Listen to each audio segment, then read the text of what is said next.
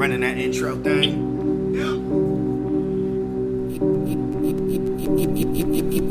Eureka.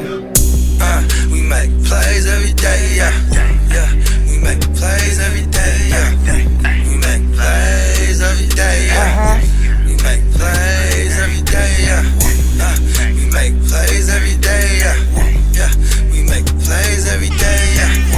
We make plays every day, yeah. We make plays every day, yeah. Welcome to the Real Fantasy Playmakers. I am your host, Bogard, scot-free, and we got a special guest returning to grace the Real Fantasy Playmakers once again, and we appreciate him. We love all the content he continues to deliver us while we were all in this corona climate confinement. It's my man, Smitty, from the Fantasy Football Show. Hey. What's up, my man? How you doing, Smitty?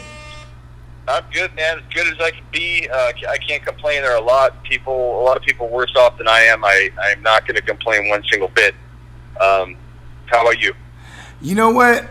I'll backpack off your take, and I'll say I'm just trying to do the best I could do. You know what I mean? I know both of us have children.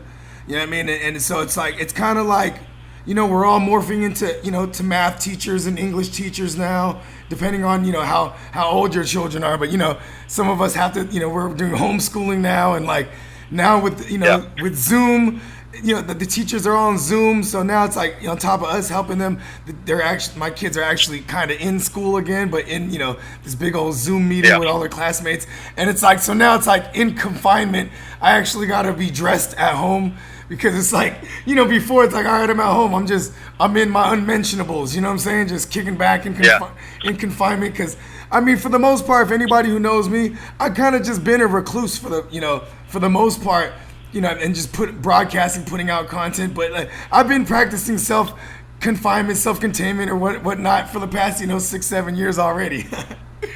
Yeah, the only difference for people that have already been living that life is that everybody else is joining the confinement, so it's like your world changes, even though it's not. You know, other people being forced to stay home around you just like messes up the rhythm of a staying home, you know, workplace. So it's definitely been an adjustment all around. Everybody around me adjusting, and then that affects me. But you know what? I'm just fortunate. Everybody's healthy. Can't complain about having more time with those you care about. But definitely has rocked my world in terms of some of those,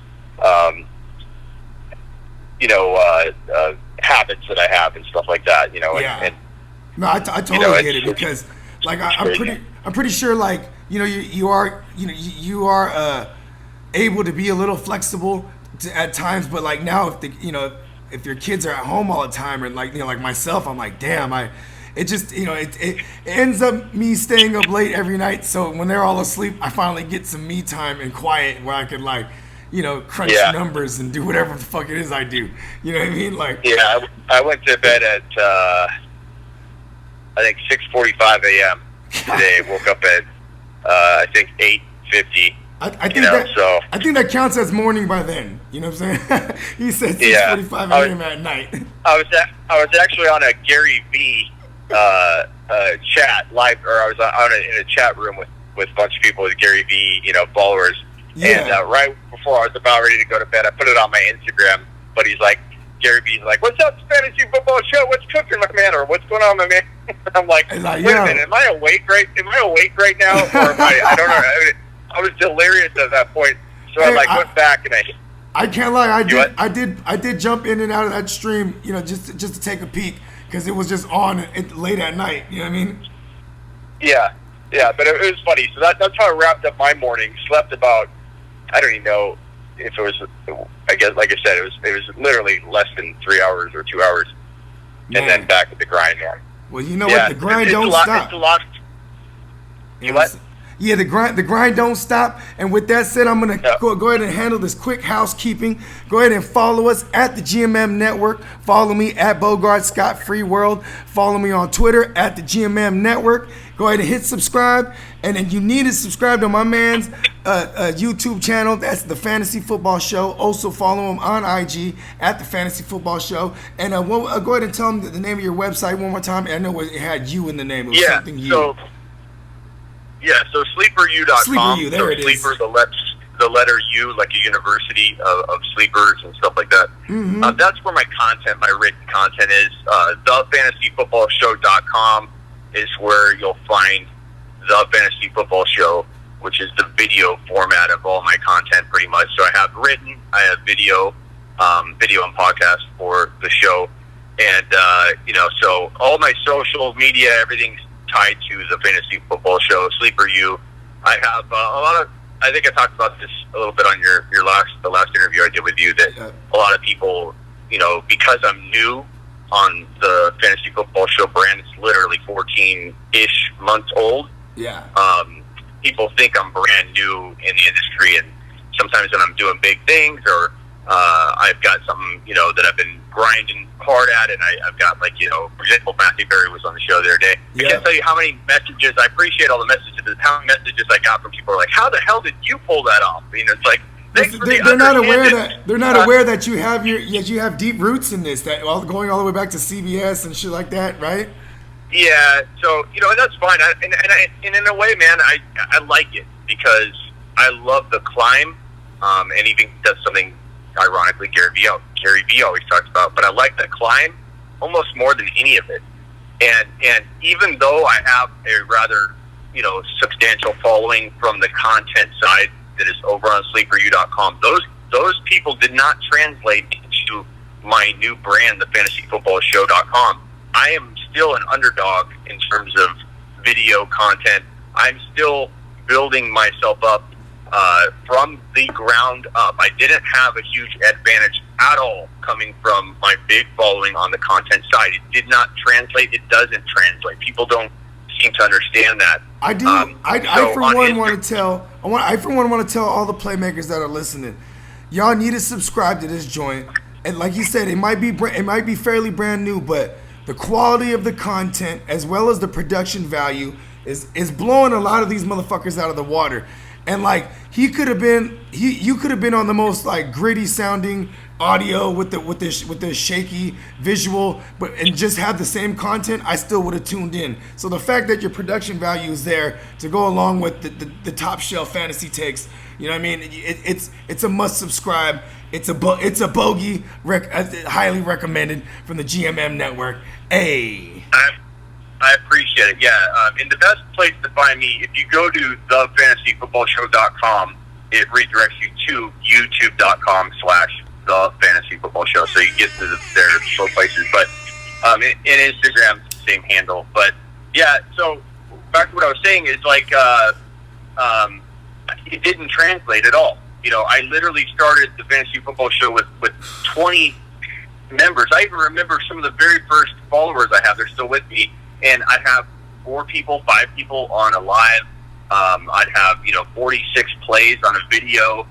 This is coming from somebody that's been on CBS Sports for 16 straight years, that has a big following on content side, and literally can't get 100 views on my YouTube videos to kick it off. Man, I feel you. Yeah, so if you don't have the right feel, the right content, it's not going to just click because you put in the work, but you have to put in the work. You have to continue to create. But the one thing that people don't do is stick to it, and then not usually, eliminate any chance of them potentially doing it. Sticking to it won't guarantee anything. You have to have the right content, and the industry is getting more saturated than ever before, and especially we talked about this right before we got on, that with the coronavirus and quarantine, everybody and their mother's trying to produce content right now. But don't think that's going to linger on and be the new norm. It might introduce a few new players into the industry. It might make people more excited to try things, and they stick with it, and people are more innovative, and that's great. It's actually good. Competition breeds success. Yeah. And the bottom line is, life's going to go back to normal for a lot of these people once once this thing dies down, and it could be December, it could be September, could be whenever. But when it does die down, these people won't be able to crank out content all the time. That's the one thing. And the last thing I'll say on this is that the one thing, and Matthew Berry said this on my show too, and I feel the exact same way. And him and I came up around the same time. That's another thing people don't understand is I'm actually on the longest running fantasy football radio show on the planet. There's no show that's been on for 23 years. Wow, that deserves another Jamaican one right there. That deserves another one. You know what I'm saying? Yeah, the longest running right here. You know what I'm saying? You heard it, Playmakers. Yeah, that's the same air horn I use on my show. So it's like, that alone, it gets kind of overlooked. But and I'm not trying to pat myself on the back on that. I'm just saying that people think I'm new or whatever. Matthew Berry had his site, and it got acquired, and he put in some grind, and we talked about that in interviews, that a lot of people think, he got lucky and he got acquired. No, he didn't. He worked his ass off, and for 8 to 10 years, created content on his site, founded Mr. Roto, went to ESPN 2 or 3 times, and they said no. He proposed things to them. They didn't come to him and say, let's just scoop you up and give you a bunch of money. Here's your lucky shot. Hard work turns into luck. And he got turned down from CBS. I think he went to NBC. He went to a bunch of big networks. Multiple times they turned him down. After 8 years of trying, this guy finally got an opportunity that wasn't even like home run type situation out of the gate. It took even more for him to climb up in that world. Because fantasy then, when he was acquired, was the black sheep. And for me, back in 2000, I started in 2003, 2004. You couldn't get PayPal to be a gateway partner for you. You had to go to some overseas credit card gateway to accept payment because everyone considered it gambling. So that's when I started, 2003, 2004. Things are changing very quickly with the social media technology and the fact that even you can create a video. Even like things like Patreon are allowing people to, content creators to get paid just for their content from their viewers and shit like that. Yeah, my own video on YouTube. I was one of 4 people, but this is another tide of how old I am and how much I was at the same level, which is sad when you think about it, because of how big like Barry is now and how I'm still coming up in the video world, which is fine. I love the underdog feel. I'm fine with it, but this is kind of funny that at one point we were kind of at the same level of playing field with our sites. My site was Fantasy Football Extreme. His site was Calendar Mr. Roto. Back then, I was one of 4 NFL analysts on YouTube. YouTube reached out to me in 2000, I think 6 or 7. I don't know that they were acquired by Google yet. I forget the actual transition there, but they reached out to me. YouTube reached out to me. This is how small they were. And they're like, hey, we want you to be on a panel of 5 people, and we're going to have you do star bench advice every Sunday on the YouTube homepage. So on Sunday mornings, my video is on YouTube.com's homepage all day. Wow. And I didn't pursue video after that. So this is what, like 2004? Well, give me the clown horn after that, because instead of taking that and running with it, video was so hard back then. He said I need a clown horn for that. Hit me with the mistake horn after that, because literally I had the momentum. I got a boo on hand. Yeah, hit me with that. Yeah, thank you. That I had such momentum at that point. If I wanted to take it the video route, that I'd have 500,000 million followers on YouTube if I had stayed with that brand, that channel, building it up. But video was so hard. It took 4 days to produce something. Your video back is choppy. then? Fuck yeah, back then. The amount of space it would take on, so you would have to have several cards, like SD cards, or depending on, what kind of camera you had, or even if you had a webcam, it would be super choppy. Like you said, you'd have to have the craziest connection back then, like super cable connection or whatnot, you know what I mean? Way before Wi-Fi. Similar to how Barry got acquired in a much bigger deal than I did, but my stuff got acquired, and I wrote for a handful of years for a site called Fantasy Football Starters, which if you go there right now, it redirects over to to my site. Nice. But Nice. but back in the day, they acquired me, and they acquired my brand, they acquired my social handles, they acquired everything, which I wouldn't do in today's world. Back then, it was different. You didn't have your personal brand. Your personal brand didn't get you as far as it gets now. So I had a company brand. Those channels that were grandfathered into YouTube greatness, you know, and I had a, back then, you were a partner page, and you were granted a partner page by a random act of God, to get that partner page. You could link your banner to your website, and, you could advertise yourself like no other on your actual YouTube page. So I had that was acquired, in a deal, prior to that actually. And so I started over from all that. And then when I was acquired again from Fantasy Football Starters, again, those things got taken, from me in the acquisition, which is fine. But when I left and I started Sleep For You for the first time, that's me starting over. Like, my followers immediately follow me wherever I go on the content side. Like, literally day one, I had, 500 to 1,000 people on my forum talking with me on my content side.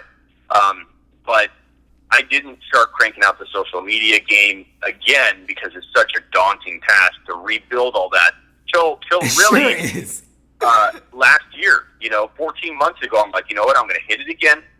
And then I decided I'm going to create the video brand.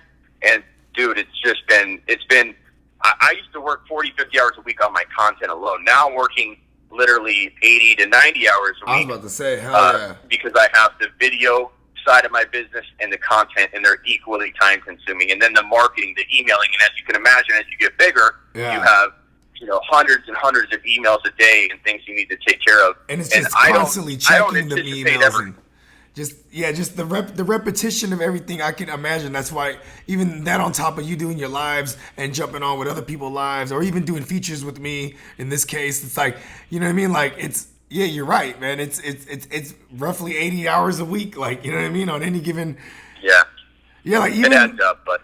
And see, I like to, I like to indulge when I do like podcasts and stuff. And it's like, man, I'm doing more podcasts because we got more time and other people got more time. And I'm like, dang, I'm doing a whole lot of indulging, like just drink. You know what I'm saying? Like, it's like, I mean, like, have you seen that meme where it's like, confinement is making people either be like the greatest, like, home cook chef or like an alcoholic? You know what I mean? Like, right.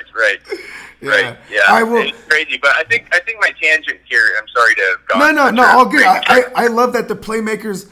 Cause see, that's I think I explained this to you before. Like, this is part of the show. Like, I love telling when people tell their origin story and their background, because like you're not just some run of the mill regular Degler. You've been around.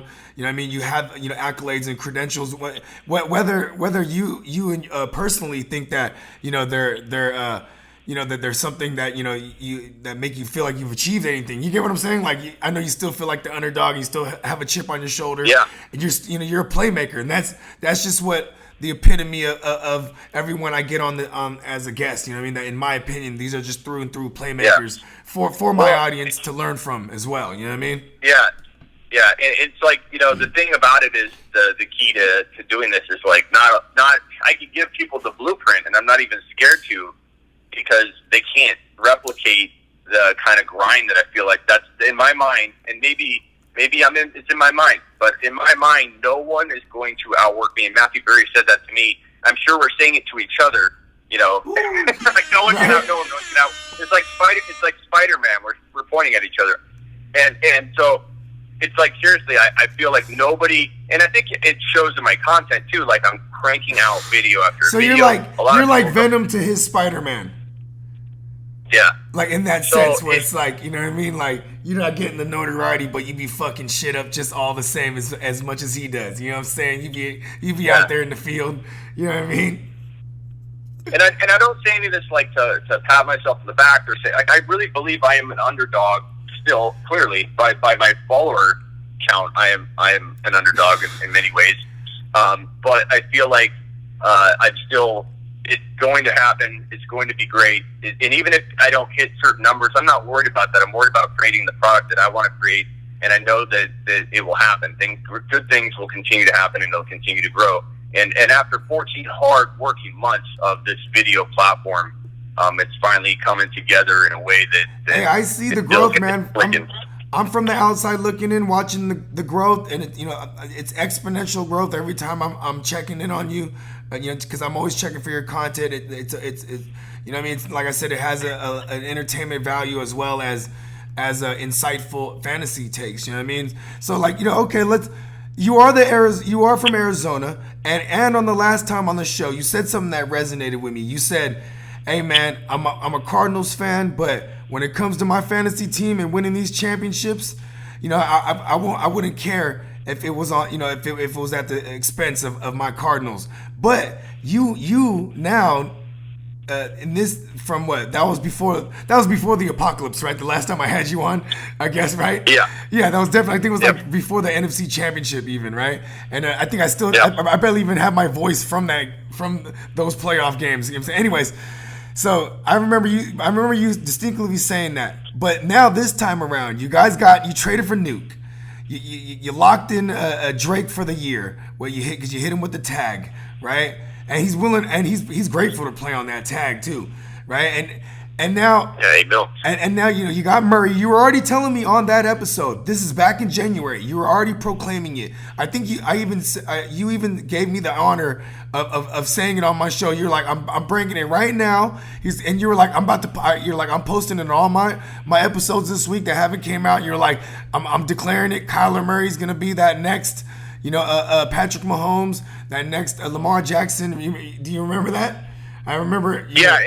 And I remember saying something about moving him up to 3 or 4. And a lot of people are crapping all over that, and now he's in everybody's top 3. But I want to give I want to give people their roses when they can smell them. You know what I mean? So I want to give you your props for that one, right? Because you brought me around, and then I knew somewhere in the world Smitty was going nutty when you guys traded for Nuke. You know what I'm saying? When I first got the news, I was like, oh, he's somewhere in the world right now going nuts. And then so now check this out.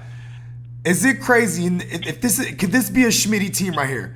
A 12-teamer. You may be like the 6th or 7th. You're like the 1-6 or 1-7. You go Nuke because he's there, right? And then when you turn back around in the second, you go and get Drake. Would you top that off with some Murray? And do you think that's too heavy going on your Cardinals being a homer, or do you think that's feasible? Because with with that bad secondary, and then because I'm assuming their secondary is still going to be bad. You know what I mean? So they're going to be giving up some points, or they're going to have to play with these leads to mask the fact that they got a bad defense, right? And come on, Kyler Murray, what was it, 540 pass attempts? I think he has a ceiling of like 600 attempts. So it's like, plus with the rushing floor, I mean, am I crazy to go in and have the Cardinals trio right out the gate if I'm positioned? No, and I've actually talked about this before, and so. The two approaches to take happen to be those two QBs, the running QBs. I mean, you could do it with Mahomes as well. You could take Mahomes in round 2. You could take Kelsey at the top of round 3. Mahomes and Kelsey kind of go around the same ADP. So if you have the bottom of the second round, you take Mahomes, you take Kelsey at the top of the third round. And then if J.K. Dobbins lands in Kansas City, you grab J.K. Dobbins too. So same formula with all three.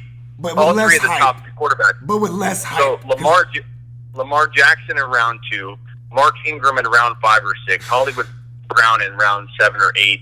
Same concept there, and you can even get Mark Andrews in there. I'm not saying that that's always the smartest approach is to count on a bunch of guys from the same team, but these 3 particular offenses, it allows you to still get a Zeke Elliott. It allows you to still get a Barkley. So if you get the 1.02, it works even better because you can go Barkley, you can go Mahomes or Lamar, and then you can go. Or if you're lucky enough and you get that CMC 1-1, you know what I mean? You might still be able to pull that Mahomes off and Kelsey if they're there at the top of that second or that 2-3 turn. Yeah.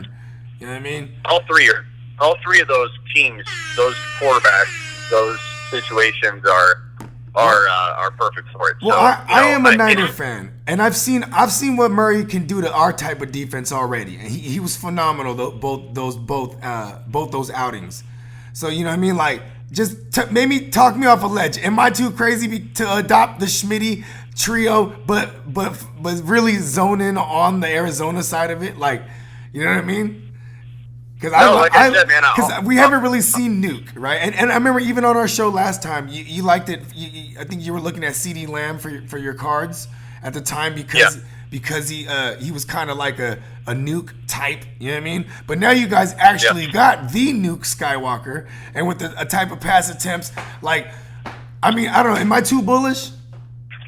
No, like I said, I talked about this. Those three scenarios are some of the craftiest strategies to deploy in 2020. So whether you go all Ravens, whether you go all KC, or whether you go all Cardinals, those three offenses in particular have a lot of low risk given where all those players and pieces are falling. Because only Hopkins, I'd say would be the only one that's like a first round for real that I would feel comfortable. You know what I mean? I'm not getting no Mahomes or Jackson, so I would be off, or maybe even get a mashup of all of them according to ADPs that you like. Hey, you might like Nuke, and then go ahead and get Kelsey, or maybe get Mahomes, and then go get Andrews, because Andrews has got to be closer to like a fifth round ADP. I'm assuming, you know what I mean? Maybe you can get a mashup of just. Here's the only problem with that approach. If you aren't controlled enough, if you don't have enough discipline, is that people that go into a draft and don't change directions when the flow changes, they lose their draft. That's so true. If you're going to go that route and it all falls good for you, definitely do it. But if you've got a detour, so let's say you take Hopkins in round 1, and then all of a sudden you're like, well, Mahomes is sitting right there, Drake already went or something, or whatever, you go get Kelsey and Mahomes and still have Hopkins, and you'll be fine. Like, there's no reason to stick the course if it's not the best player on the board. But Drake, to me, most often is my favorite. Him and Eckler are my two top players I love to draft, and Mahomes. So Eckler, Drake, and Mahomes in the second round. Like, there are no in and around that 2-3 turn is what you're saying, right? And like in a 12 team. I'll reach even higher than that. I don't care if it's that's right.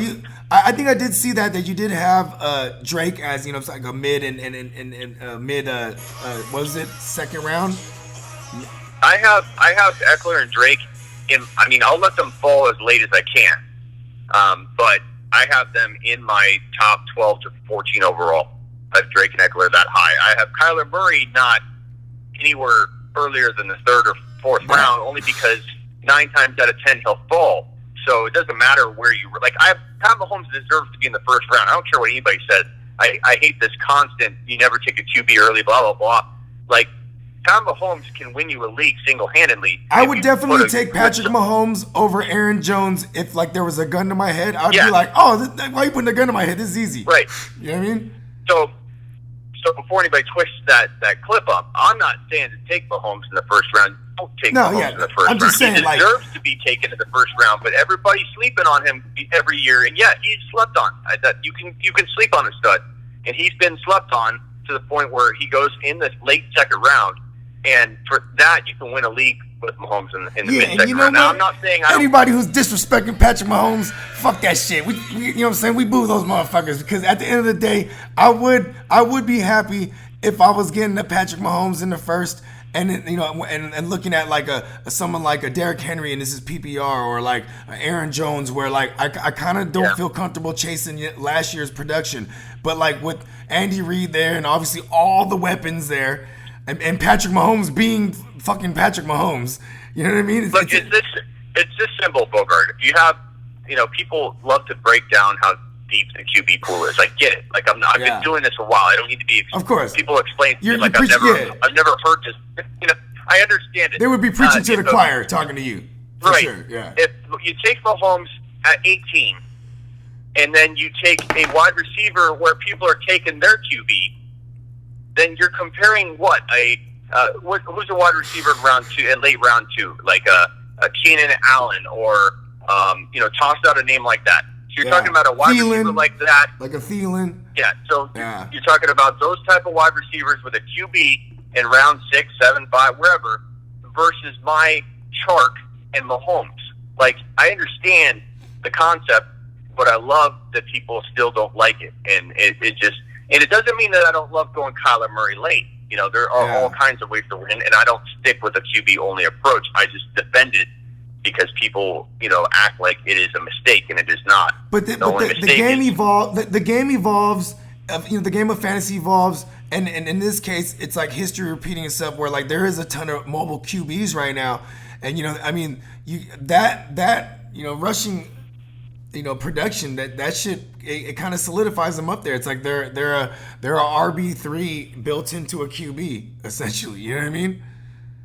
Yeah, and don't get me wrong, I love finding the next Mahomes. Mahomes is number one on my bold predictions. I only drop 10 to 12 of them a year. He was number one back in 2018 when he was being drafted as a 10th rounder, 9th to 12th rounder. He's number one. So I, out of all people, love and appreciate the wait on a QB approach. Yeah. And so I will deploy that in several. But also in this case too, that's like now the proof is in the pudding. Like where what the value lays, and then in this case it can lie up in the first round. You know what I mean? Yeah. Now the problem was when we talked last, Kyler Murray was the next Lamar. He was hidden in 6th round value, 7th round value. Then you throw in Nuke Skywalker. You know what I mean? Yeah. Now he's a 3rd rounder, so you gotta either step up and pay that price, and maybe don't do it in every league in case something bad does happen. But, he's worthy of being a 3rd round pick, preferably top of the 4th. But if you have to take him at the top of 3 because you think you could really swap the guy you have in mind in round 3 might fall to 4, works out. Here's a team. So if you're going to take Kyler Murray in the middle of round 3, let's say, then that you could take a Alvin Kamara or, insert, say Mike Thomas. So Mike Thomas, Kenyon Drake, Kyler Murray, A.J. Brown. Let's say you're doing a dynasty. That's gonna be fire there. There's so many ways to build. But the key to drafting, it's so simple but so hard to implement. And it's even hard for me at times. I have to be very disciplined with it, but I got a lot of years doing it, and I do a lot of leagues, so I can get unbiased. I can take the bias out of a lot of my analysis because I play in so many leagues. Exactly. But you become the desensitized to a degree. Every single draft pick you make, you need to ask yourself, am I maximizing value here? And on a disappointing year, could he potentially earn you this spot? And then if he blows up, could he explode from the spot? So you have people taking DJ Moore at late 2nd round value. They're not offering any kind of upside. He has to deliver for them to get their value back. That's a horrible pick in the late 2nd round. I'm not saying DJ Moore won't be great, but he's not maximizing. Yeah. Another player that people are taking way, way, way too early, and if you like him, that's fine, is Miles Sanders. He's playing in the 2nd round too. I like him, but Boston Scott is going to be a thing. You know what I mean? And where you're going to grab him? Where's Miles Sanders creeping up to? The back of the 3rd now? That's way too high? For me, Miles Sanders and DJ Moore, I never usually get to draft them in any mock I do because people take them too high every single time. Do I like DJ Moore? Should he fall to the 4th round? Yeah, but he's not going to fall there, so I just don't own him. Do I like Sanders in the late 4th round? Yeah, I probably would take him there, maybe 5th round, but he's going in round 2 and round 3. Yeah, fuck that. And that's great for me because I don't think he's worth that. I think I go after. Players like those guys are going to they're going to support your theory because they're going to fill up those 2nd and 3rd rounds to push the players that we were talking about. You know what I mean? Push them down just a little bit more, or have them be slept on. Like you said, studs can be slept on because people might be like, oh, I need a running back here, and then Miles Sanders, pull him up high, and then boom, Kyler Murray falls to you. You know what I mean? And I would have always took Kyler Murray over something like Sanders, especially with your man Nuke Skywalker and my man Nuke Skywalker. I love Nuke. Yeah, you know what I mean. And part of what my brand Sleeper U is about is sleepers. It's I redefine the term sleeper in my world. And it is the Ivy League. It is the Ivy League of sleeper analysis, right? It's all the sleeper analysts that you could think of that are world-renowned playmakers. They might have graduated right here on Sleeper U. You know what I'm saying? It's a university of sleepers of all sorts. So I redefine the term. It still pisses people off. And comments of my videos are like, you can't call Drake a sleeper. He's going in the top 15 overall. Sleepers don't live there. Well, in my world, you could have anybody being slept on. Yeah, because it's a big name sleeper. Exactly. There's a middle name sleeper. So for me, big name sleepers, yeah, Drake, Mahomes, and Eckler do qualify as a big name sleeper. Yeah. And all three of them are going in the mid-second round to late second round. You even get people laughing at you if you take Mahomes in the late second round in some league, depending on the group of people you're drafting with. But all three of those guys to be top 1 to 5 at their positions, and that is an extreme maximizing of your value when you take those players. Similar to your Aaron Jones point, if I'm looking at Aaron Jones and Mahomes is the lock. Aaron Jones is the risk. Yeah. I get it. People love what he did last year. Guess where Aaron Jones was last year? On my bold prediction. So you can't call me a hater. He was number 6, I think, out of the 10. I saw a big year for him. But so check this out. This is what I always dumb it down when I say sleeper. To me, my definition, because there's all different ways you can look at a sleeper, right? But to me, it's just someone you're getting that's not in the second round that's going to be a first rounder next year. You know what I mean? Like, that's who we're trying to find. We're trying to find those guys that are going to produce like a future first rounder. Because then, when Aaron Jones, I might have had a ton of Aaron Jones last year, but I'm not going to have him this year because, now the value's not there to me, right? Yeah. There are a number of players that feel that way. It just depends on where you're grabbing them. Like, some guys can fall into a range where I like them this year more than I liked them last year, and people are like, you flip-flopping? No, it's called, evaluating where a player's risk and reward is, and sometimes people shy away from somebody and it makes them a good value grab. But, yeah, there are a ton of them in the later rounds, but I feel like in the third round, it's specifically Mahomes, Eckler, and Drake that feel like they have the most home run ability out of everybody in that second round. The guys that I like in different rounds would be, I'd probably say, trying to think of a few names that I think I normally don't draft a tight end early. Yeah. I usually am the guy that wants to wait on trying to find the next Kittle. Too. Not just being a Niner homer. I love Kittle. I would love Kittle around that range too. Well, because Kittle and Kelsey are now currently falling in round 3, I love getting. Oh, really? They didn't get pushed up to the back of the second yet. Yeah, one of them's falling into round 3 a lot of the time because Eckler and Drake are both bumping them down. That is true, and the dumbasses who pick up Sanders and shit like that. Yeah, so if Elliott goes 3 or 4, and sometimes Mike Thomas goes ahead of him, but Elliott goes 3 or 4. Let's say you have that pick, and then you take Mahomes or Lamar. One of my favorite looks if I'm going 0 wide receiver, and everybody defines that a little differently, but going 0 wide receiver is when you at least don't take a wide receiver with your first 3 picks. Yeah. Some people define it as not taking a wide receiver with your first 4 picks. That's my favorite strategy, to be honest. If we call it 3, I love the Zeke Elliott, Pat Mahomes, George Kittle trio. When you're drafting from like that 4 spot or 3 spot, like that's a solid start. And then you scoop up Chark and DK and McLaurin and these guys that can hang with second round wide receivers that everybody's drafting. Yeah. McLaurin, he's got Haskins, but he's also a receiver that can hang with them. I love the laddie. The Scottish lad is what I call him. Just because I think his name is like Scottish, so I ignorantly just call him a Scottish lad. No, but okay. So here's one more thing I want to add with Drake. Because I'm totally on board with Drake. I've always been a Drake truther. I wanted to see it first. And then when I saw it immediately that, after a couple of days of being on that roster, I was like, God damn. And now, obviously, he's going to have a full off season, quote unquote, because, obviously because it's confinement shit. But still, you know what I mean? He's gonna play a full year. But and that's the one thing that worries me is like, will he play the full year? He's kind of injury prone. So I would just always suggest somewhere along the way, super duper late, I'm gonna grab me some Chase Edmonds too. As long as it's just them two, that whoever it is gonna eat. And Drake is kind of injury prone. I wouldn't mind holding on to some Chase Edmonds like in the double digit rounds. You know what I mean? Yeah, it's a must. You got to take Edmonds. There are a few players that have not just advisable handcuffs; they're required. Oh yeah, like a Cook and Madison. Yep, Cook and Madison. Yeah, I'd say Chubb. Chubb and Hunt, and I'd even go as far as to say Carson and Penny or whoever the fuck it may be. You know what I mean? I'm staying away from that. I know. Well, yeah, right now, yeah, because maybe this was as of last year. You're right, because they're both busted up as fuck right now. Yeah.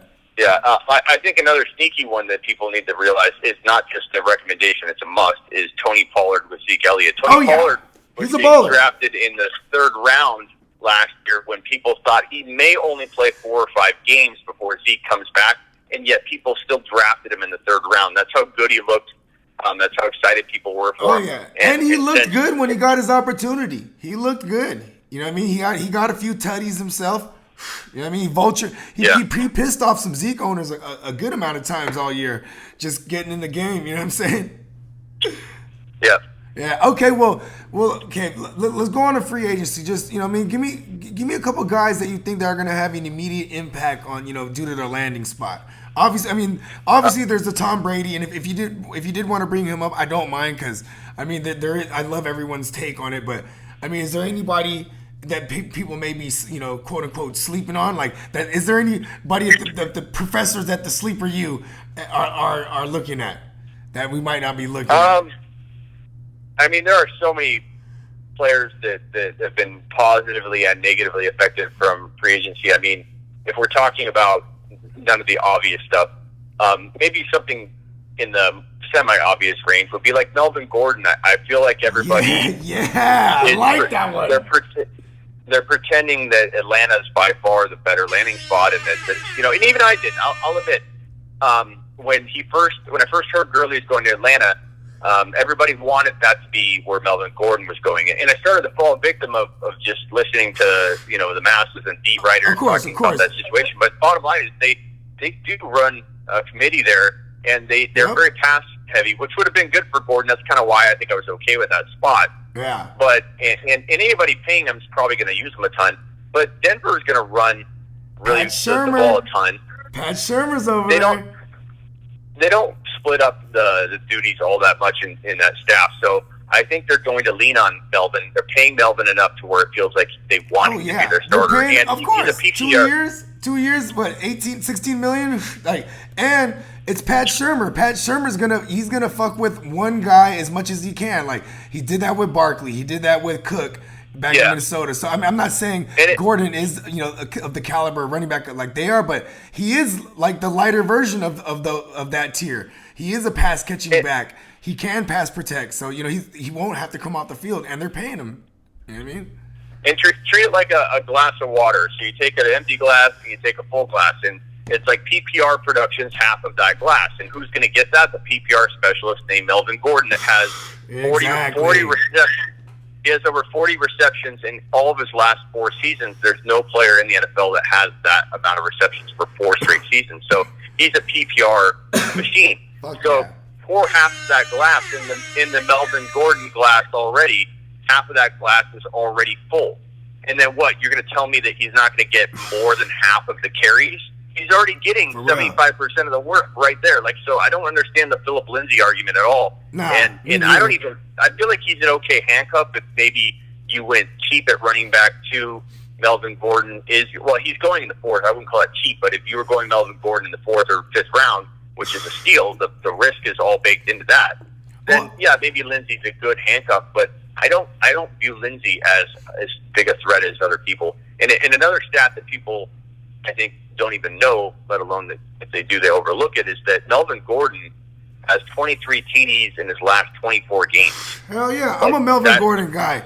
But he was always one of those dudes too. Like I would handcuff him with whoever the fuck was there, Austin Eckler or Justin Jackson or whoever the fuck was there. I wanted them all because he was under Anthony Lynn. Anthony Lynn always produced a top 5 back, and then you just started to see Melvin Gordon over the years just actually become a polished running back.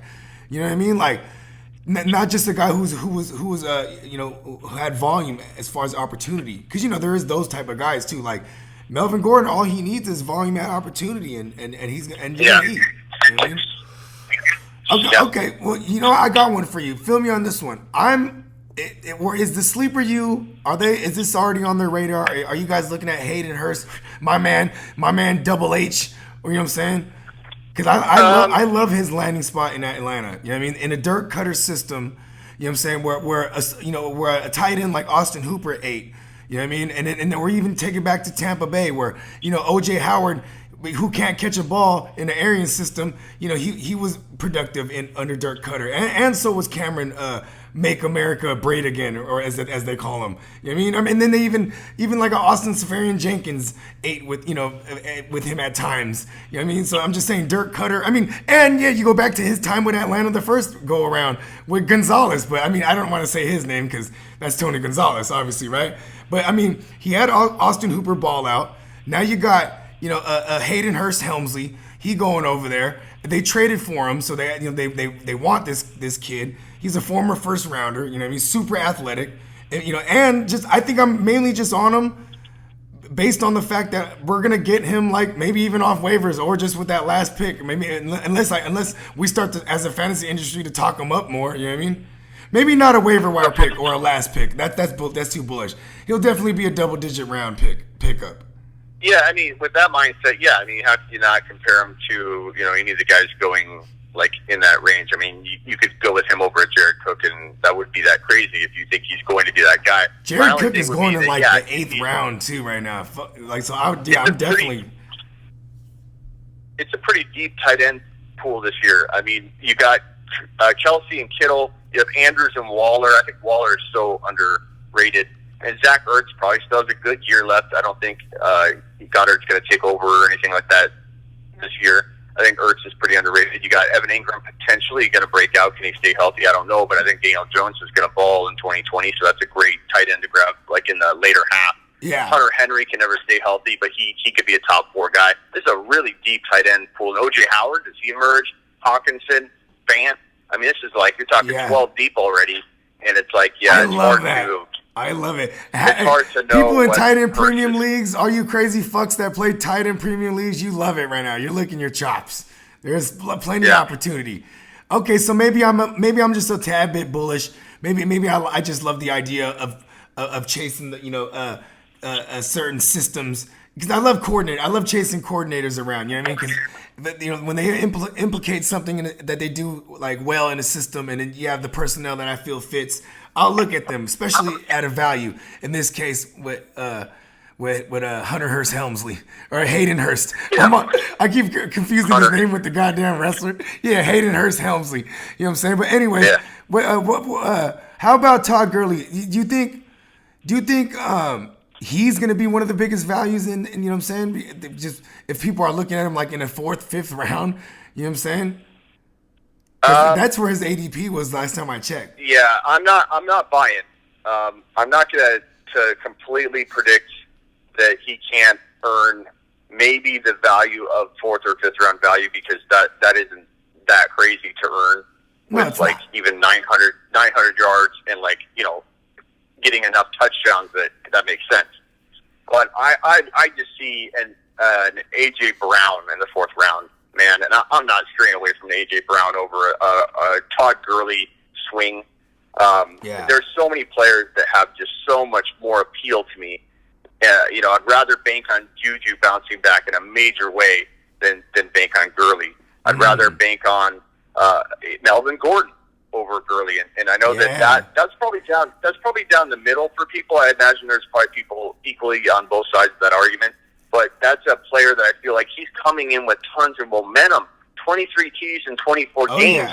Yeah. You can't argue that he is walking in like busted and needing to prove he still has it. He did still have it. Hey, you never know. He might be so happy to play right now because he got paid. That's all he wanted. Now he got what he wanted. You think? I mean, hopefully he doesn't just slump now because he got the bag. But I'm on the side of things. I think he's going to go there and ball out. He's going to a team that paid him. He's feeling appreciated. You got Vic Fangio there, defensive-minded guy, so they're going to want to play defense and run the ball. You got Pat Shurmur there who loves him a workhorse. This is a workhorse. I love it with the fourth, fifth round tag. I think I'm on your side, Smitty. I think that's the winner, right? And as far as the immediate fantasy implications.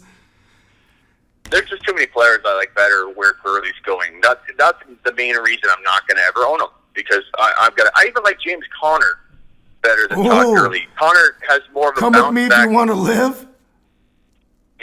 You what? I know. I said come with me if you want to live. I mean, it's the most ignorant Connor nickname or saying because because John Connor doesn't say that. You know what I mean? It was actually the Terminator. But yeah, but go on. Yes. Yeah. But there's just so many players I like better than Gurley at the 4th round. Like, no way, I'm not taking Gurley at all. Another guy I'm fading, and then let's talk about this next topic. Okay, yeah. So I'm fading Fournette a lot heading into 2020. I'm fading Mixon a lot.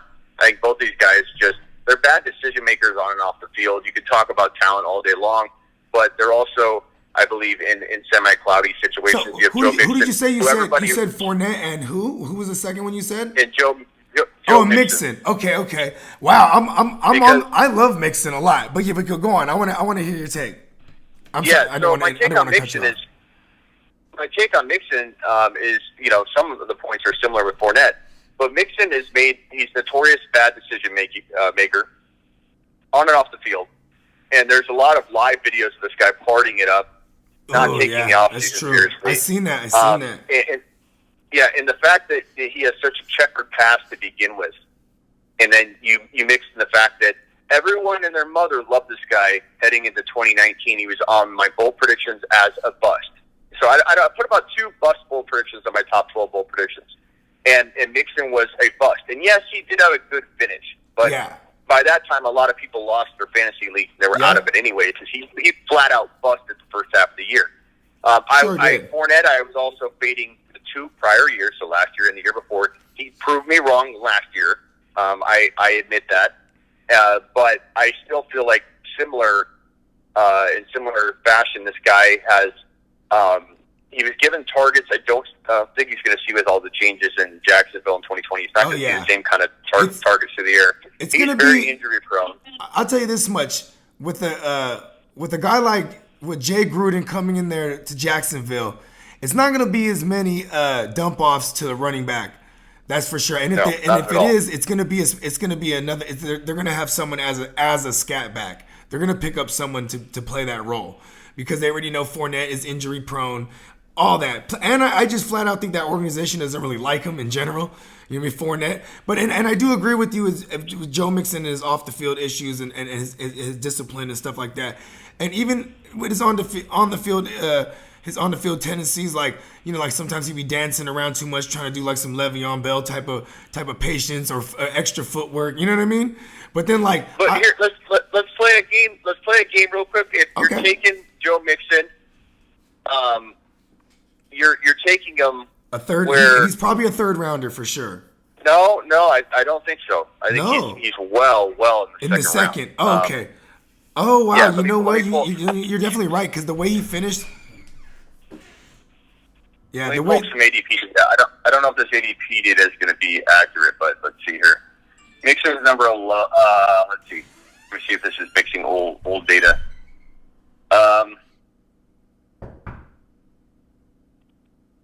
Godwin. Yeah, this is old. Let me find something new. He's going in mock drafts. He's going in the 9 to 15 range.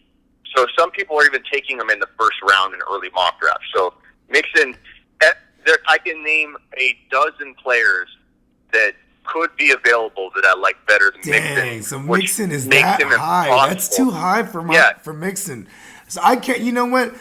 As a fantasy enthusiast or quote unquote a fantasy analyst, I always say quote unquote when I refer to myself. You know what I mean? But I do reserve the right to change my opinion. And I definitely can't be that high on Mixon. I need him to be in the third round for me to think he's gonna at least because I just think he's like a high RB2. Like that's still like you won't touch him in the third round. Yeah, you definitely won't. And I do a lot of mocks. So I kind of have a good feel of what ADP. Like you could name a player, and I'll tell you what his probable ADP is. Now ADP data changes like the wind. Oh yeah, but as it stands. I mean, especially right now, it's April. We're in the middle of quarantine. You know what I'm saying? For those of y'all that's tuning in, you definitely know that you're an enthusiast. So, you know what I'm saying? We are trying to be as accurate as we can to the time it is right now. And yes, as it stands, the ADP has him in the second round. That's crazy. Let me tell you where he's falling. He went at 2.2, so the second pick in the second round in this mock draft that I'm looking at right here that I did last night. And right around that range, if we go upstream, you've got Chubb, you've got Godwin, you've got Dalvin Cook, Tyreek Hill, Hopkins, all those guys so deserving to be drafted over Joe Mixon. If you go down below Joe Mixon, you have Derrick Henry, you have Josh Jacobs, who I feel safer than Joe Mixon. You have Julio Jones, whether you like him, don't like him, Pat Mahomes. Those are all, that's a grip of players, Eckler, Drake. There's just too many options that I like way more for me to ever own a single share of Joe Mixon in 2020. Woo! You know what? I can't. That's hard to argue right there. I mean, especially, you know, like even if I can go like, oh, you know, Zach Taylor, you know, I've seen him use players like Todd Gurley, and I can make the arguments, but when it comes to value, I can't argue value, and that's paying too much, man. That's a price tag I ain't willing to pay in 2020. Yeah, you know and I'll come back on your show on this one. One or both, at least one of J.K. Dobbins and Jonathan Taylor will outscore Mixon. Oh, and yeah, we can come back and because I know I'm a Jonathan Taylor guy for sure. You know what I mean? Okay, well, before we close this up, because I know you gotta go. Just, you know, in a nutshell, how you just been handling the quarantine? You know what I'm saying? You just been posting up, just putting out the content. So I kind of have taken it upon myself to really make sure that my followers have something to do, and that they constantly have, you know, some live videos and mock drafts. So I've been cranking out to the point where, like, I need to be careful. You know, I need to take care of myself, but I don't know how to do that very well. I get on a live on Instagram, and all of a sudden 3 hours goes by, you know, and I have to join 3 different lives because it maxes you out in an hour. I'm doing, like, you know, 15 mock drafts, or I'm jumping on YouTube for an hour and a half, then I jump on Twitter and go live on Twitter or whatever. So I'm constantly creating content. That's kind of how, and I enjoy it. I enjoy giving people something to do. I'm not going to lie, I'm building my brand too. So, you know, I enjoy that part of it too. It's trying to, you're making lemon, you're turning, what's they say? You're making lemons into lemonade. You know what I'm saying? Yeah. But from a like business perspective, or a day to day during the day, other than having people at home that normally aren't, that part is a disruptive, you know, whether I enjoy it too. You know, there's some great stuff to that, but it definitely disrupts the flow of production and things like that I'm doing. But past that, like I'm used to quarantining myself. This is like most ideal to me, to be in a confined place, not going out constantly. I'm just not that kind of person. I don't party, or never really did. I was always even at 22, 23 years old when I started, you know, early on in the fantasy business, I was in my room on a Friday, Saturday, Sunday night, creating content. Back then it was written, and that's what I love to do on a Friday. It's still what I love to do. When the ball drops on New Year's, I'm cranking out rookie content, ready to hit that submit button. And once the ball drops and I hear those fireworks, and I'm like, boom, 2020 subscription is up and ready. And that's how I live my life. So for me, this quarantine hasn't affected my, like, work life so much. Other than if the NFL doesn't happen, they just throwing fuel on the fire for you right now. You know what I'm saying? That's what they're doing. Yeah. When it comes to the grind. Yeah. What does affect me, and you might know this since you do work from home as well, right? Is that that when you work from home, you confine yourself during the day. You do need an outlet. You need to get out once or twice a day. You need to go running. You need to go work out. You need to go to the store. You need to go to the mall. You know, without that outlet, that cooped up feeling even gets a person like me that's indoors all the time, you know, working from home. But so I'm still cooped up. I've got anxiety about it. Everybody does. It's just you're overwhelmed. You don't have enough time in the day, even though you're at home. You know, and I'm at home all the time. But even though that's the case, it's like everybody else is just taking and consuming a lot of my time. So I probably am doing too much right now. But it's how I'm wired, man. Well, I don't know any different. I want to say, you know what I mean? I love from the outside looking in, watching, you know what I'm saying, that you do your thing. You know what I mean? We as a collective in the fantasy community, we enjoy the content that you are pumping out, you know what I mean? Like, and you could tell with all the people that join in on you with your lives and everything, like you said, every time you go live, you know what I'm saying, you got 500 to the 1,000, and you know what I mean, they're trying to pick Smitty's brain about what's going down in the fantasy community, you know what I'm saying? Because you're one of the unsung pillars You know what I mean? And I appreciate you for coming on the show again. You know what I mean? And go ahead and let them know where to find your work. And you know what I'm saying? And we'll put a pin in this because, like you said, I'll definitely bring you back on and we'll debate some of that. What did you say? You said you called it I forget what. Well, I guess it didn't sound that bold to you when I said it, so I guess you can come up with something else. But I was saying Drake. I was saying Drake and Jonathan Taylor at least one was going to outscore. Oh. But yeah, I think a lot of people like Mixon, so that might seem bold to some people, but I just feel like I'd rather, if I'm building a team, I'd rather take a wide receiver, like Godwin or whatever, and then take my J.K. Dobbins later than draft Mixon and then a wide receiver later. It's all about balancing where you're at. But I appreciate the kind words. And yeah, man, hopefully we have an NFL season. There's a real strong chance that we're looking at a partial season. I think when I had Matthew Berry on my show, I asked him. I gave him 3 scenarios: no season, partial season, or half a season. And then I asked him to give me that confidence level of 1 to 10. Right. And he said partial season confidence level 5 out of 10. And I was just like, I had him on long enough. I didn't want to detour what I was doing and questions I was asking him. But part of me was like, I think I just threw up in my mouth. This guy's dialed in and has, good information that a lot of us don't have. And he's a confidence level 5 that we have a partial season. Oh. So, yeah, I threw up in my mouth. I kept going. I swallowed. And I just kept asking questions. Oh, man. You know what? I knew I was watching that because even when I was typing questions for you to ask you, I think I might have subconsciously heard that from your show because I actually verbatim wrote that in. Right? I was like, on a scale of 1 to 10, like, okay, I did. See, that's how dialed in I'm into your content too. In that sense, you know what I mean? I'm like, oh, snap. Yeah. Well, let me answer it. I'll answer it. Yeah. So I'm going to say, I'm going to hope that we do. It's really hard for me to envision that we are going to be in a position where on August 1 especially, we're going to put a bunch of people together and potentially, I mean, this virus started out with, I'm sure, a lot of carriers, so the numbers were bigger than 50 or 100. So literally 0 cases were in the U.S. and probably a bunch of carriers of it, spreading it around while under our noses. But I'm sure it was a several hundred number that it started with. So if we scale this thing back to several hundred, we're in no different situation if we just go back to normal. I don't know if they're going to come up with protective gear with a helmet, like a full shield, and get creative. This is an innovative time. Mark Cuban said that as hard as this time is, we're going to look back in 5 years, not 10, 5 years, and we're going to see some of the best companies over the last decade be created.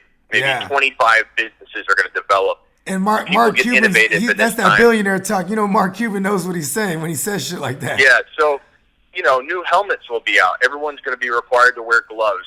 You're literally, maybe something like that can save our season. I don't think we have fans for the NFL season, at least halfway through. We might readdress this in week 8. Maybe the heat kills a lot of the virus off, and that saves us, and that maybe a vaccine's out, but even at that point, not everybody's going to have it. I don't think they're going to be able to have enough of it, by August, even if they had it by August, which I don't think they will. So no fans is pretty much a guarantee in my mind, at least for the first half of the year. Dang. No preseason whatsoever, and probably pushing back 2, 3, 4 weeks, which either will push the season back because the NFL wants their money. I could see that happening. Or they cut the season down to 10 games. But I predict that there's 10 games or a 3 or 4 week pushback and no fans for at least half of the year. That would be my prediction. I feel pretty confident that we'll have something. I think the NFL would postpone making a decision before calling it like in August. I think the NFL is not afraid to ruffle feathers with that. But August is like we're going to have the draft. So August is what you would say like a point of no return. Like if you know what I mean. By the time we get past August, you know what I'm saying. If things ain't looking up at all, it might be in jeopardy. I don't know that I'll say the season will be in jeopardy yet because I do think Well, Goodell. let me rephrase. My bad. Let me rephrase. It'll definitely not be a full season. I think we'll know by July whether it's going to be. They're going to have contingency plans in place. They're not going to wing this like most schools are winging Zoom right now for everybody's kids. It'll thought out. It'll be planned. It will be innovative. But I do believe it's going to come down to protective gear.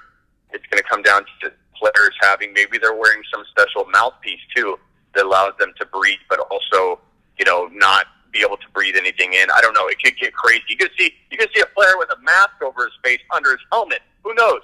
Yeah, for real.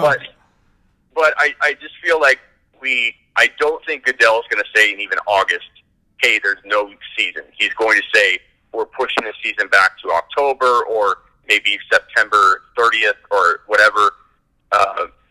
I could see that happening. There's no reason we can't move this season. Nothing really happens. If we move, if the Super Bowl's in March instead of February, whatever, it's still going to make the same amount of money. Yeah. I guess college football matters, but I think the NFL is more likely to play than college football. There's less to worry about containing that many stadiums, that many events versus all of college football. So I don't know what's going to happen in college football. The real question I have, and this will be the last thing I'll say and then I'll jump off, is that what happens to rookies? What happens to everybody's contract? The NFL, I believe, is guaranteeing these contracts. So does a player like Eckler become a free agent after his 1-year tender that he just signed? Yeah. Or does everything get put on hold contract year-wise? The team's required to pay their salaries, but none of the years are approved. I do know the NBA, they might look at the NBA and use them as an example because I know some of the I think there's only 8 players that are getting like 70% of their contracts, and they're all players that have the same agent as LeBron. You know what I mean? Including LeBron, obviously. Yeah. So I'm wondering if but you did say though guarantees.